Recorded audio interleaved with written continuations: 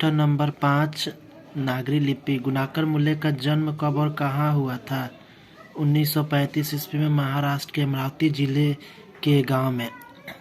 गुणाकर मूल्य का निधन कब हुआ? 2009 ईस्वी में। गुणाकर मूल्य के रचनाओं का क्या नाम है? तो अक्षरों की कहानी, भारत के इतिहास और संस्कृति, प्राचीन भारत का महान वैज्ञानिक, आधुनिक भारत के महान वैज्ञानिक, मेंडेलीव, सूर्य नक्षत्र, भारतीय लिपियों की कहानी, अंतरिक्ष यात्रा, ब्रह्मांड परिचय, भारतीय विज्ञान की कहानी, अक्षर कथा। प्रश्न आपसे पूछा जाता है कि गुणाकर मूल्य का जन्म कब और कहाँ हुआ था?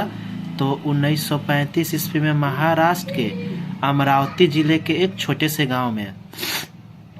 गुणाकर मूल्य के निधन कब हुआ था? तो 2009 ईस्वी में।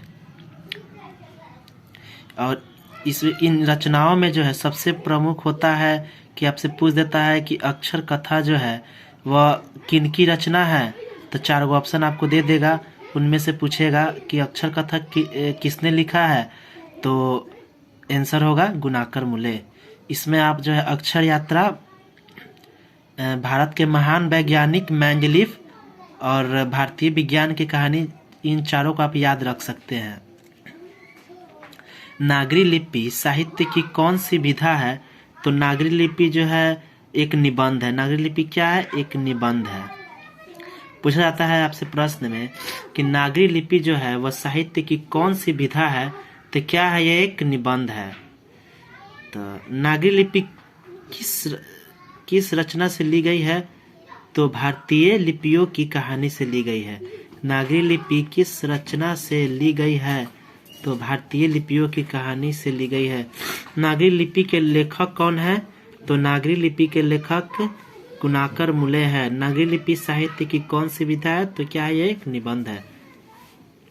सिद्धम का क्या अर्थ होता है? तो एक प्रकार की लिपि है। सिद्धम क्या है? तो यह एक प्रकार की लिपि है। किस नगर को देवनगरी के संज्ञा दी गई है?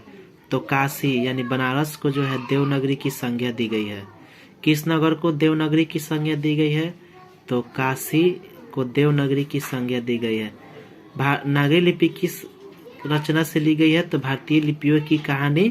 और नागरी लिपि के लेखक कौन है? तो गुणाकर मूल्य। हिंदी के आदि कवि के नाम से कौन जाने जाते हैं? तो आदि कवि है हिंदी के सरहपाद। हिंदी के आदि कवि कौन है? तो हिंदी के आदि कवि सरहपाद है। अमोघ वर्ष कौन था? तो प्रख्यात राष्ट्रकूट राजा। अमोघ वर्ष कौन था? प्रख्यात राष्ट्रकूट राजा, जिसने करीब करीब 68 वर्षों तक शासन किया था। ये एक महान शासक भी थे राष्ट्रकूट वंश के। इन्होंने करीब 68 वर्षों तक शासन किया था।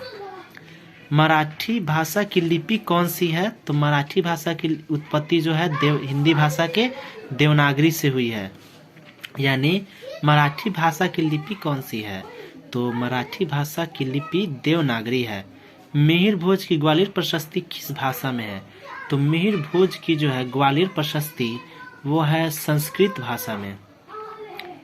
वेतमा कहाँ है? तो इंदौर के पास। वेतमा कहाँ है? तो यह जो है इंदौर के पास है। दक्षिण भारत के किस पांड्य प्रदेश के पालियम ताम्रपत्र मिले हैं? तो दक्षिण भारत के राजा वर्गुन के जो है ना ताम्रपत्र जो है मिले हैं।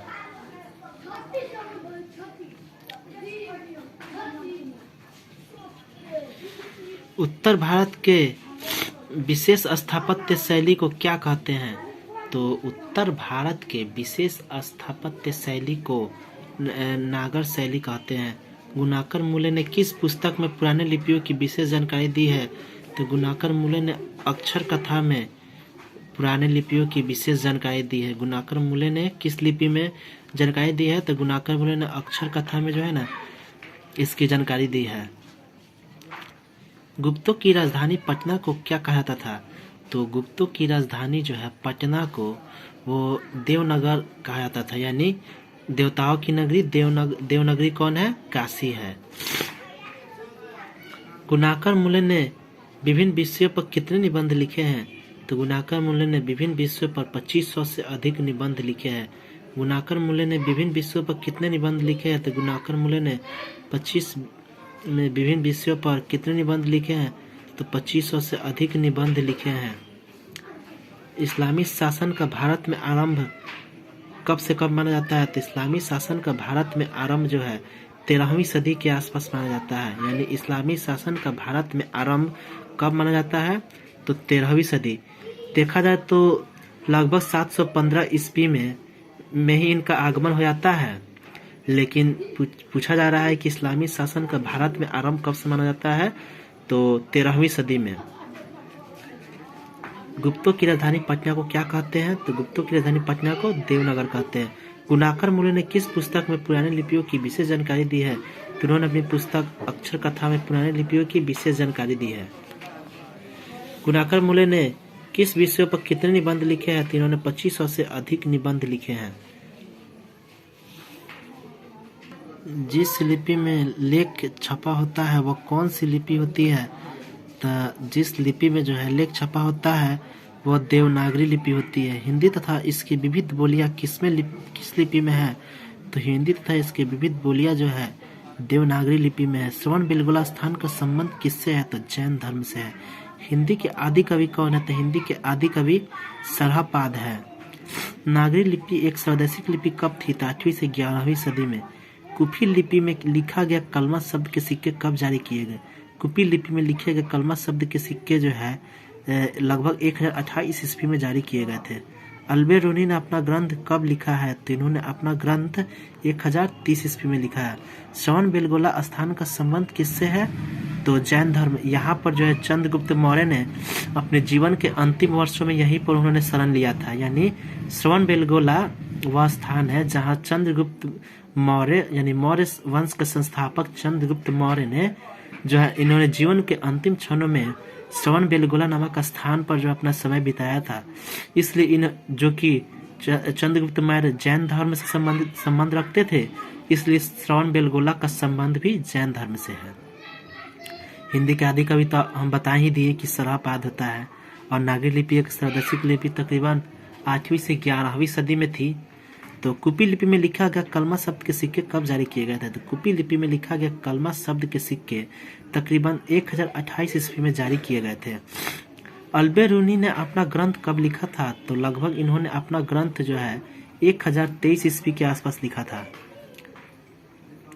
नागर शैली का क्या अर्थ होता है? तो उत्तर भारत की एक विशेष शैली को जो है हम नागर शैली के नाम से जानते हैं। चंद्रगुप्त द्वितीय अपनी राजधानी को क्या कहता था? तो चंद्रगुप्त द्वितीय अपनी राजधानी को देवनगर कहता था। यानी एलोरा का प्राचीन नाम क्या है? तो एलोरा का प्राचीन नाम एलापुर या वेरुल है। चंद्रगुप्त द्वितीय अपनी राजधानी को क्या कहता था? तो देवनगर कहता था।